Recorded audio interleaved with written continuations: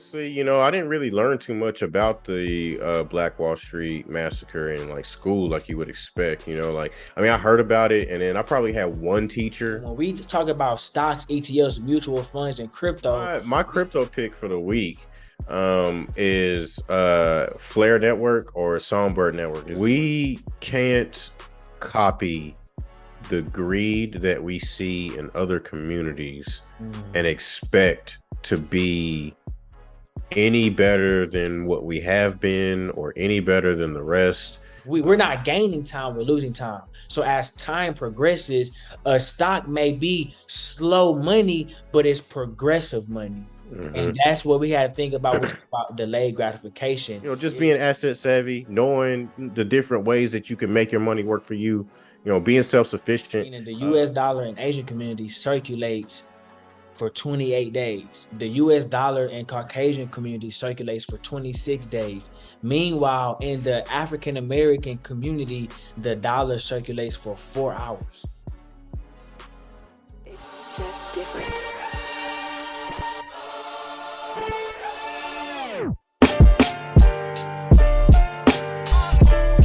What's up, everyone? It's your boy Xavier Smith, hosted now alongside Anthony Fisher on this episode of Got Assets. I'm super excited about this episode because today we're going to introduce a new series. So you want to stay in depth with this video and also the following, because we're going to introduce a new, very important topic, a very important conversation, right? Black Wall Street. Welcome to our channel, pay attention. We're definitely here to enrich the lives of our audience by empowering them with old world technology, old world knowledge in a new world system.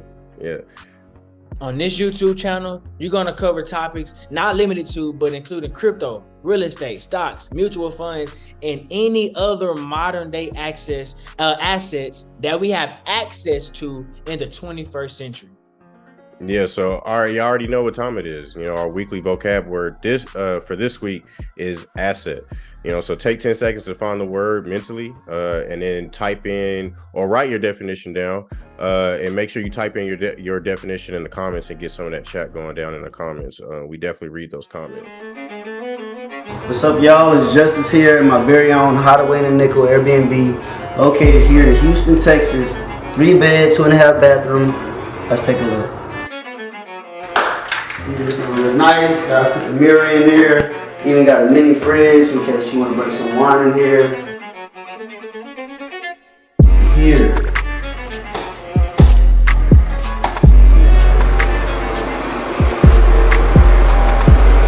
Double showers. Nice little tub, you know what I'm saying? Big mirror. Lights, Chanel.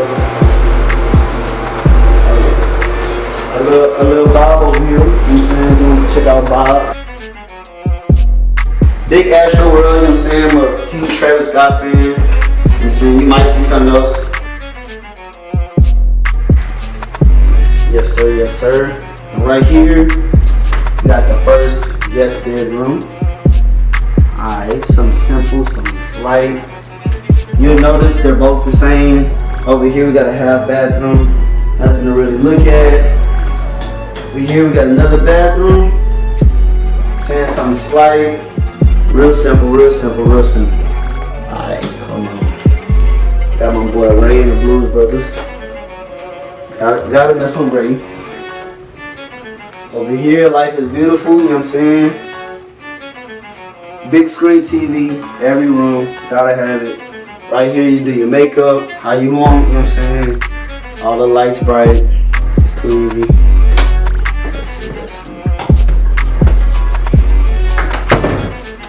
Here. You know what I'm saying? Oh yeah. So obviously we got Selena over here, who's my favorite. That's gotta be my favorite. Love her to death. She was born in 96. I was born in 96. I lied. She passed away in 96. Living room. You know what I'm saying? Something slight. Over here we got our grass wall. People love to take pictures right there. So that's a huge. I love the light here. And you gotta love when it shines on. Hated fool. If you know, you know. You know what I'm saying? Money making Mitch. Gotta love it.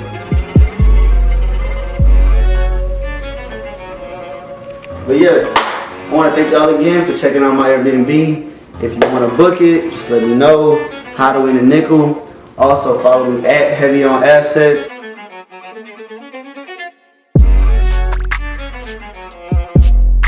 Definitely stay to the end of this episode as we introduce our picks for cryptos and stocks for the week. Let's go. Man, Anthony, man, you know, we talked about it this week, man. This episode, we're going to talk about the history of Tulsa, Black Wall Street, man. You know, before we dive into our topics, man, I kind of want to ask you, because you are a native of Tulsa, man, you know, what did it feel like having to kind of create research over this topic, being that you relate to it in a physical location? Honestly, you know, I didn't really learn too much about the Black Wall Street massacre in like school, like you would expect. You know, like, I mean, I heard about it, and then I probably had one teacher out of my entire schooling career kind of like really dive in, but even then it was really just touching, you know, barely scratching the surface. So really just in my adulthood is when I honestly began to understand the events that took place. So going out and like Google searching, reading books, you know, watching documentaries and things of that nature, you know, it kind of makes you feel more prideful, you know what I'm saying? Being a native of Tulsa, these stomping grounds, you know, like just remembering going down in that area as a kid and not really understanding what ground I stood on and the gravity of the events that took place. But in my adulthood, I definitely take it, I appreciate it more instead of taking it for granted like I did previously. Yeah, man. Okay, cool, man. And was any part of your family tree, you know what I'm saying, any heritage, anybody living in Tulsa during the time of? For me personally, I don't really know of any family members that were here during that time. And honestly, you know, I'm a little hazy on my family tree. You know, I got some family from Mississippi. I got some family obviously from Tulsa. I have some family from, you know, California and all over the place. So I haven't nailed down if I had any relatives present at the time, but that would be an interesting fact to know for me personally. So how does the community kind of react to now 2022? Because I would say recently people have brought that back to remembrance, what happened in Tulsa. What is the community like and the people? Honestly, I think it was, you know, people from like our generation that live in Tulsa that kind of have brought, you know, what happened 1921 race massacre back to prominence. You know, like if you talk to a lot of young folks, there's a sense of pride in that, you know what I'm saying, and like a sense to kind of want to build that back and get that sense of community going. But you know, it's one thing to talk about it and then begin to have pride in it. It's another thing to put action behind that. So I think that's where we're at right now, is putting action behind a lot of that emotion that we as a generation have. So it's a lot of good things coming for sure. Yeah, man. Well, you know, I'm excited for that because I think us talking about the history, the success of Black Wall Street, you know, on this episode, and of course, other people bringing that conversation to light is going to be life changing. You know, people are going to start looking at economics differently, politics differently, you know, hopefully finances differently from just all of the information that was kept from people for so long, you know. But as we talk, what's up, man? I was just going to add in, you know, I definitely don't want to diminish the stories that have been shared by folks, you know, that were either alive at the time or had another family member that was alive that passed the story down off to them, type of thing, you know, because without that, we wouldn't have been able to even begin to, you know, had that sense of pride as a younger generation. So definitely shout out to the OGs out there that lived through all that and are able to tell the tale, you know what I'm saying, and pass on some of those stories. Yeah, man, literally. So with that being said, you know, let's focus on, you know what I'm saying, the history of Black Wall Street before the massacre, you know, because I actually have fun researching this, believe it or not, man, because I've always said that I wanted to build a Black Wall Street, and I never did any research on what the first actual Black Wall Street was. And so when I got a chance to actually say, man, let me actually discover what went on before my ancestors, you know what I'm saying, before my mom and dad were even living, what went on, where there was one. This was something that I was very enthusiastic about, you know. So when I found out that OW, shout out to OW, man, aka Ottawa W. Gurley. He was at the start of the 20th century, he was a Black educated entrepreneur and landowner that moved to Oklahoma in 1889, I believe, to start and participating in the purchase of the land grab. So basically in 1889, the U.S. government said, hey, we have now discovered Oklahoma. We have now taken control of this land. Now we're going to sell it off to our people. That was the opportunity that Ottawa Gurley, aka OW, took, and he became a part of a partnership that changed destiny, man. Changed history. Another, notable person, I know you mentioned OW, but John the Baptist Stratford was also another important person that kind of got Black Wall Street started. He was actually the person that OW, went into that partnership with to start building like grocery stores and the many businesses like barbershops and doctors were there, real estate agents and things of that nature. So definitely want to give John the Baptist Stratford his flowers. Absolutely. And so both of these men actually came together in Oklahoma. It was on, they said, the north side of the train tracks, where the white people were on the southern side of the train tracks. And so a community was built.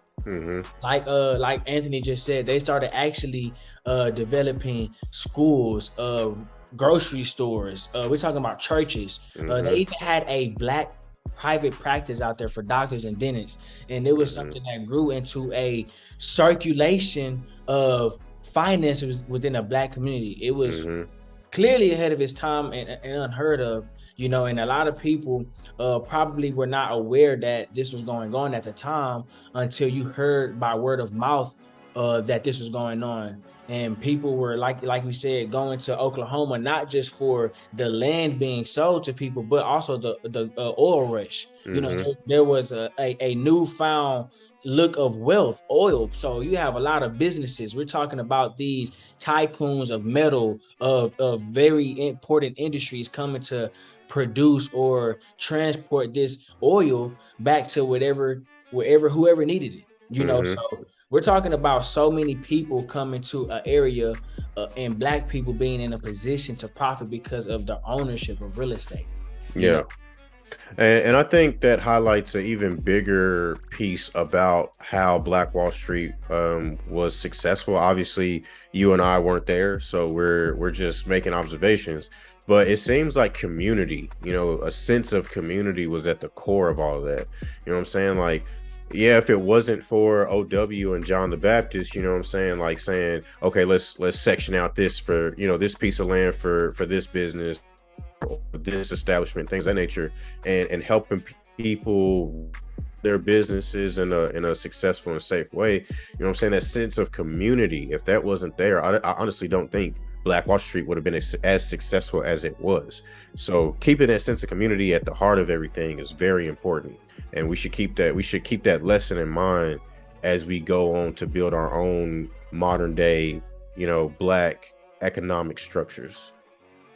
Yeah, absolutely, man. And they even said along with that we as people who are living after the fact, do not hold this against the people that we see now and today. So I want to clear it up and say, we people that were reading about the Tulsa Massacre or reading about the Tulsa Race Massacre in 2022, we have to realize that at that time, there was no voice for the Black community. There was no one in a position to actually say, let these people go. Now, mind you, right, what happened. What was wrong, and what is right was right. But we have to look at this as an example of, they saw Black people succeeding in business and in school and community, living together with no violence or little to no violence. And that was a threat to white people. And so we got to look at ourselves in 2022 and say, why was that a threat?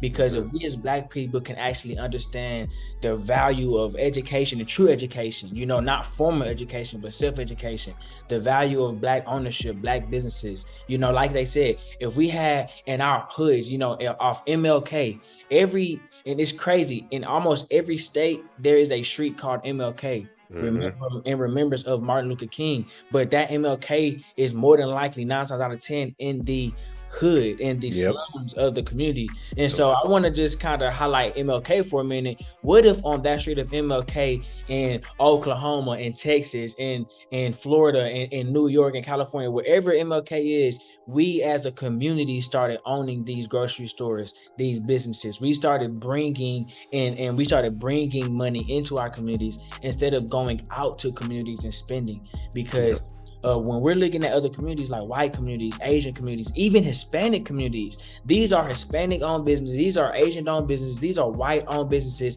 in their place of living, where they lay their head. So a 10-minute drive to the grocery store is nothing, but when we go look at these hoods in these lower income neighborhoods, we're seeing people having to drive 30 minutes to even get to a grocery store and have access to healthy produce, healthy options. And so this, it's not about eating healthy, you know, it's just about understanding, bringing the economics into the Black community so that we can circulate the dollar. You know, there's one statistic that's crazy. The Asian dollar, meaning the US dollar in Asian community, circulates for 28 days. The US dollar in Caucasian community circulates for 26 days. Meanwhile, in the African American community, the dollar circulates for 4 hours. Yeah, that's crazy. Right, we're talking about a significant decrease, a significant rate of change in between the Black community and the white community and in the Asian community. So just, I think this is an important example for us to realize, man, if we start looking at our communities as investments, Jay-Z said something, don't kill and fight over the neighborhood that your mom is renting. You know what I'm saying? That's something that's deep. That's really deeper than just a bar. It's like real life statistics. Like we're killing our own Black people, our own kind over a neighborhood that none of us own. And claiming blocks and stuff. Yeah, no, I feel you on that. Yeah, absolutely. I feel you on that. But just to add one more thing, you know, I was thinking, you know, in preparation for this episode, I was thinking earlier today, we can't copy the greed that we see in other communities and expect to be any better than what we have been or any better than the rest, or at least be on the same level. I feel like for us, we have to bring the more human side of things back into play. Because naturally, that's how we are, man. Like think about it, man. Your cousin, all types, like even people that's not related to you. When you see them, it's always love. You're sharing something somehow, some way. There's always a transaction, whether you think about it like that or not, right? So you show love. We like to show love regardless. You know what I'm saying? Wherever we go, we like to show love. So when I say that, I mean we have to help each other, you know, build up. You know what I'm saying? Like you can't be like, oh well, I need this for me and only me. You can't think about it in a me aspect. You have to think about it from a bigger picture aspect. Like what's better for the community, what's better for the end game, essentially. You know what I'm saying? If we can always keep the end game in mind, I think we'll be good. Actually give people that were African Americans higher pay or wages than they would working in other cities doing the same exact job. So often you had some parents that were living in Tulsa, Oklahoma, that were able to send their kids to better universities like Columbia Law School, Oberlin College, the Hampton Institute, Tuskegee Institute, Spelman College, Atlanta University, and so much more. So by us empowering our community, we empower the generation that came after us.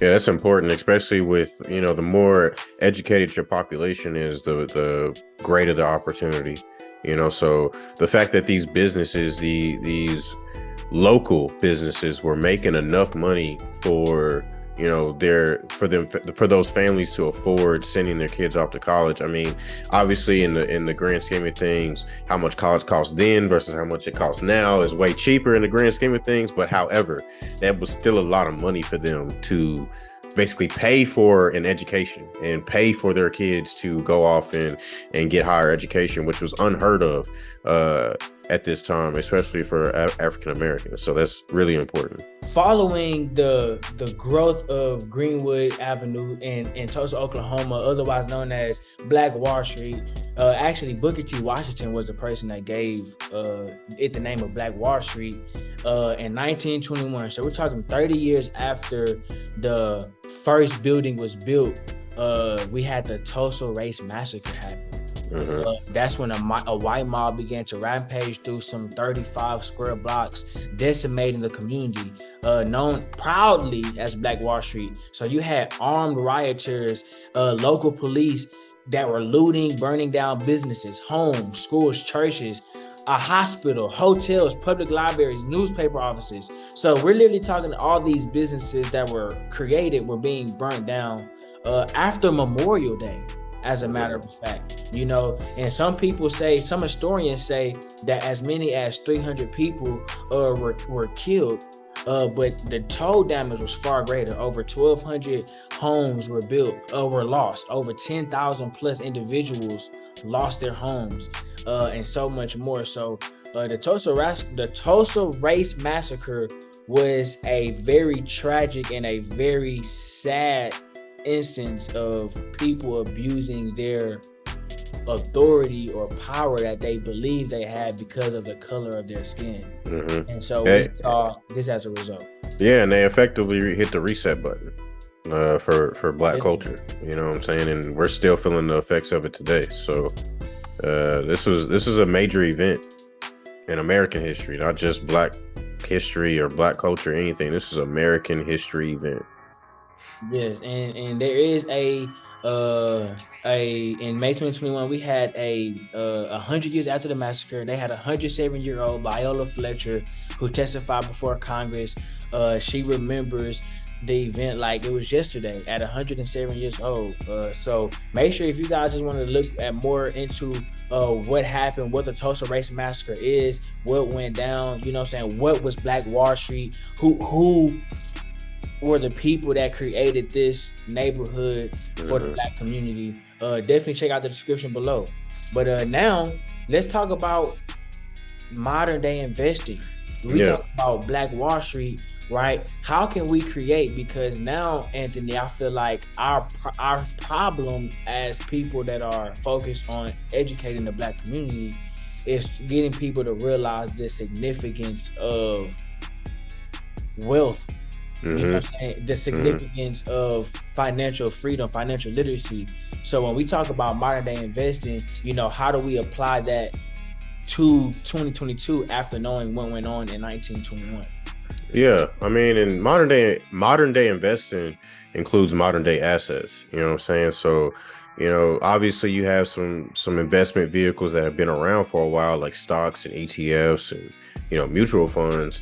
You know what I'm saying? But and obviously, you know, true modern day assets are like crypto and NFTs and things of that nature. And that's a whole nother can of worms that we've opened a little bit on this show before, but it's really understanding what those are. You know what I'm saying? When you buy a stock, what are you buying?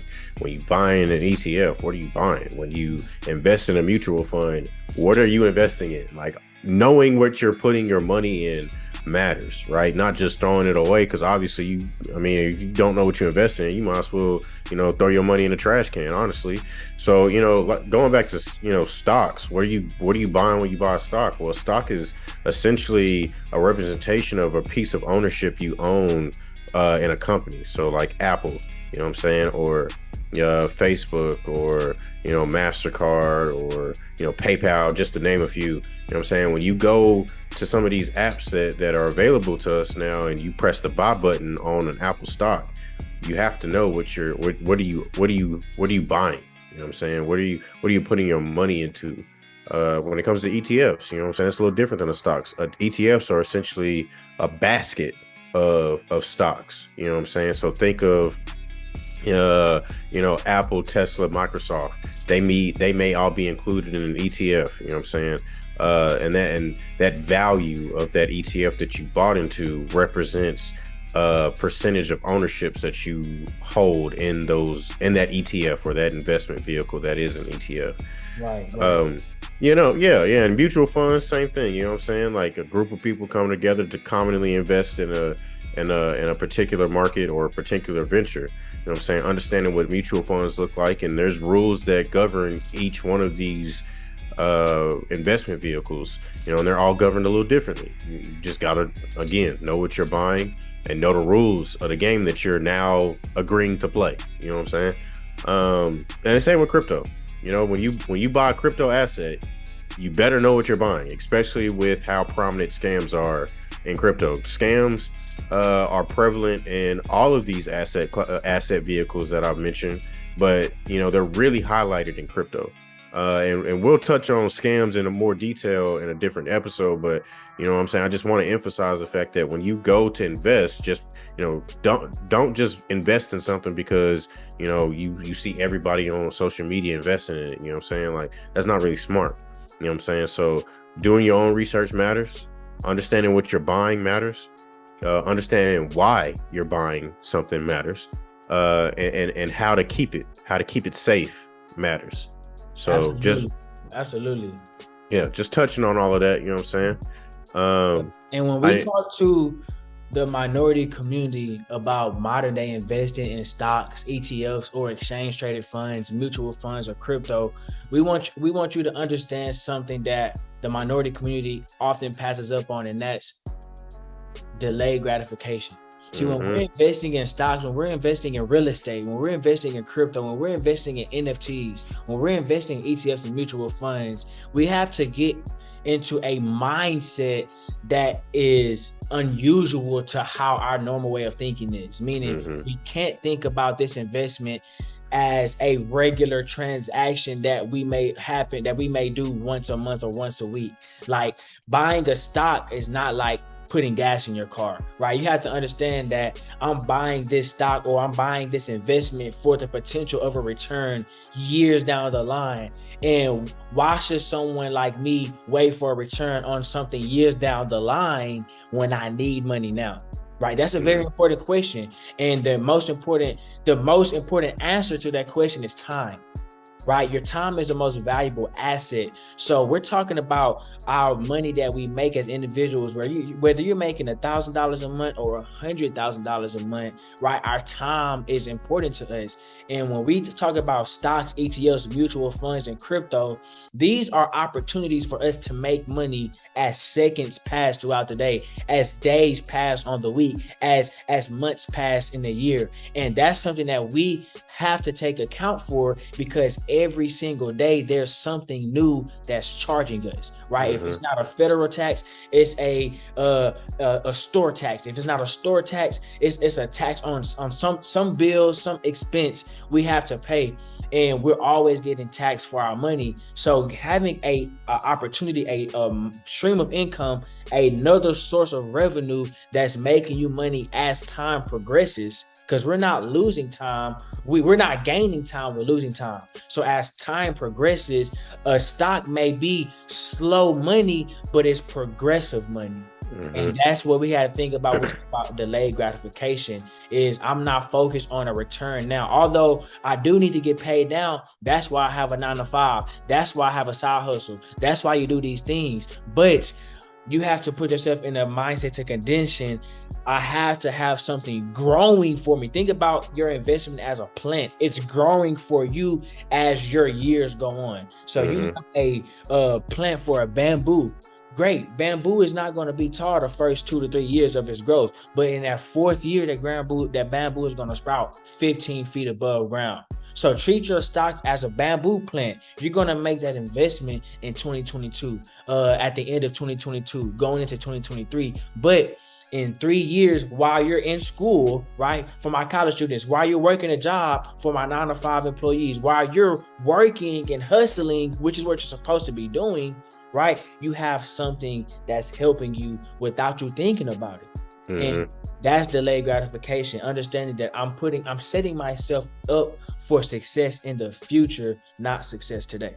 Exactly. And honestly, just to add on to that, I think we as a community, we see some of, especially when I talk to people our age, some people understand investing, some people don't.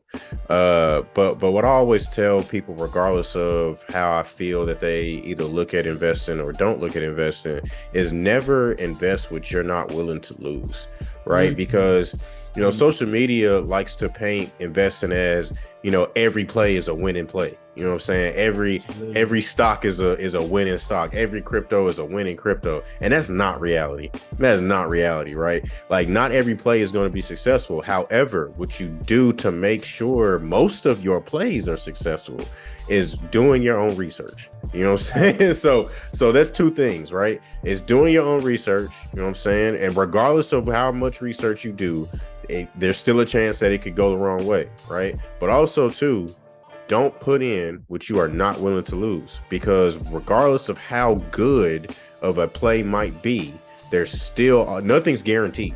Nothing is ever guaranteed, and we got to get out of that mindset when it comes to investing. It's like, oh, this is guaranteed. This is a guaranteed winner. You know what I'm saying? And it's not always going to be that way. You know what I'm saying? But if you do your research and you vetted everything properly how you're supposed to, then and you still at the end of the day feel like, okay, yeah, this is a play worth me putting some money into, then there's might be a high chance that it works. You know what I'm saying? And that's the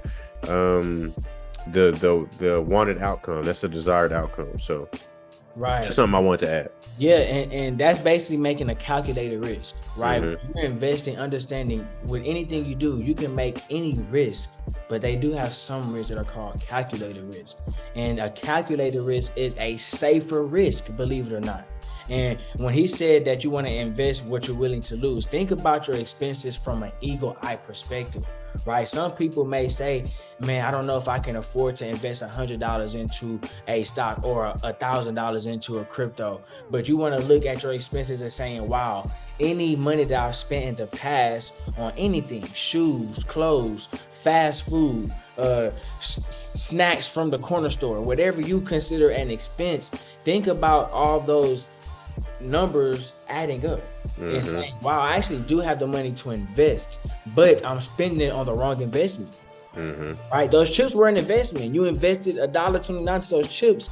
They satisfied you for 30 minutes and you got hungry again. That was an investment. And I'm not saying it's a bad investment or it's a good investment. I'm just saying, think of every transaction from an eagle eye perspective as an investment. And whatever you invest in, you're going to get a return of.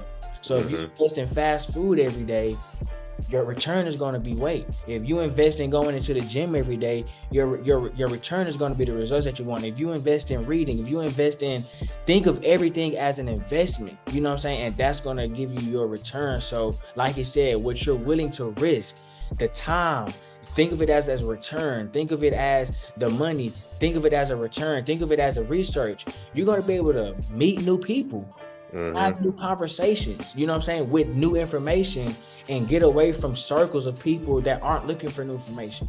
And that's a whole nother episode, you know what I'm saying? That's not even financial literacy, you know what I'm saying? Understanding that you have a powerful conversation. You can't have a powerful conversation. You can't have an elite conversation with average people. No, you can't.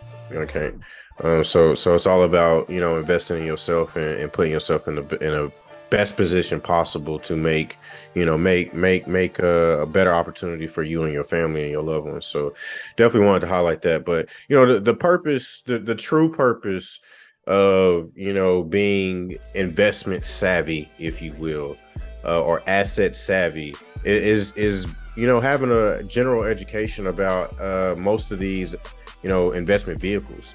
You know what I'm saying? Like, a lot of people don't even know what private equity is or how to get in private equity. What does that look like? That's a whole nother conversation that we haven't brought up yet. Different episode for a different day.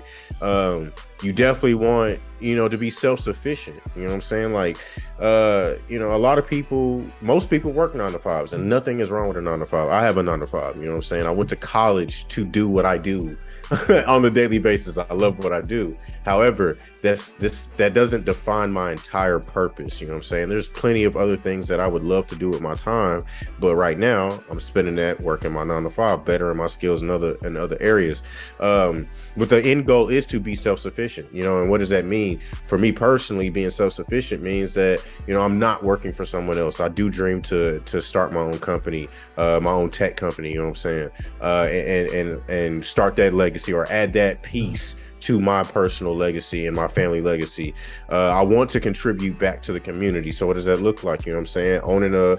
Owning a successful tech company in Tulsa would be amazing. What does that look like? I'm able to provide more opportunities to people, you know, black and brown minorities and otherwise. You know what I'm saying? Like, I'm able to help with the image of a black man here in my hometown, you know what I'm saying? And what you can do, what is possible, you know what I'm saying? Like, representation does matter.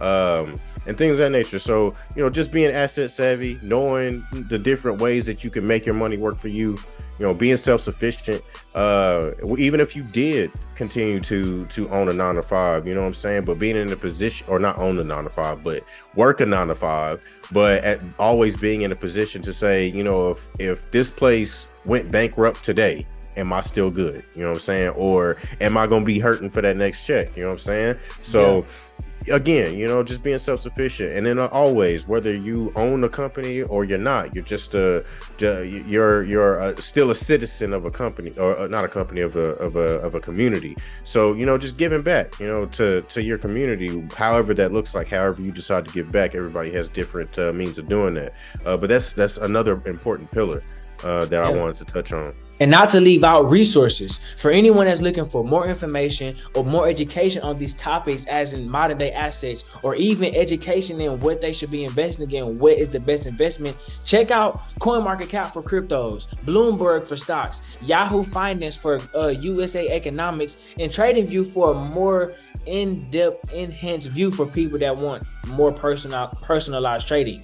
But you have so many more resources at your hands for anybody. So do your research, plug in, stay in the conversation, talk to someone about what you've researched, just so you can analyze, assess, and of course just grow the conversation. But my crypto pick for the week is Flare Network or Songbird Network. It's one and the same, especially if you start looking into it on a research perspective. We got some links for you in the description to kind of help start off that research journey. But the reason why I picked these is it's honestly a no-brainer to me.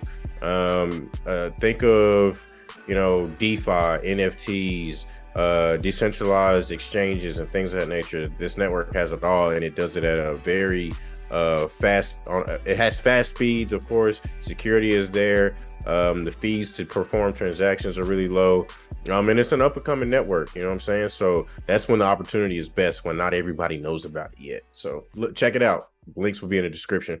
But my stock for the week, I have two options. I'm going to focus on two things that I think are really important. One is going to be the Amazon. I was going to pick Apple, but Amazon is really important stock. And of course, I'm going to say Tesla for number 2. Now, the reason why I chose these two stocks this week is, of course, Amazon recently had a transaction that happened a month ago to a few months back, where they actually had a stock split. So they did a 1-in-20 stock split, where every share was broken down to 20 individual shares, which grew their amount of shares across their portfolio worldwide. And so that was a very exciting time, because you have stocks getting cheaper. So when you have a stock split, imagine the stock being at a discount price for you to actually start owning shares. And that's exactly what happened. So that's not why I want you guys to invest in Amazon. That's an event that made Amazon very valuable alongside the money. Right, in 2022, right, it is expected that in 2022, Amazon accounted for 37.8% of all products sold online. Right, that's crazy. They are a big number. Yeah, 37%. They are the #1 online retailer. They're bigger than Walmart, bigger than Target, bigger than Sam's, bigger than Costco. Everything. They are literally 37.8% of all retail commission. So we're talking about billions of dollars being spent through Amazon. So their shareholders are happy, their boards are happy. If everyone that invested in Amazon is happy, and that's just the 2022%. So that's my stock to research for the week, alongside as well Tesla. As you all know, Tesla is in the midst of expanding its energy mission, right? They actually have partnered with Hertz in 2021, where Hertz actually bought 100,000 Tesla vehicles for their rental car company. Hertz is a rental car company across the US, and so now this contract allows them to actually have cars for their renters, for people renting, that are energy efficient to help the environment and of course add more value to the economy. So with Tesla having a big contract like that, I believe in 2022, in the first quarter alone, they supplied Hertz with over 30,000 plus vehicles, looking to do 70,000 by the end of the second quarter. So we're literally looking at a wealth transfer in between two very powerful companies. It's crazy. Some call them rivals. Jeff Bezos with Amazon and Elon Musk with Tesla. As of right now, I believe Elon Musk is the highest richest ranking person in the world, with I think over 200 billion plus in net worth. So man, stock in Amazon, stock in Tesla are my picks for the week. But again, shout out to Anthony's picks, Flare Network and Songbird Network for the cryptos. But again, see you guys next week on Pay Attention. We out.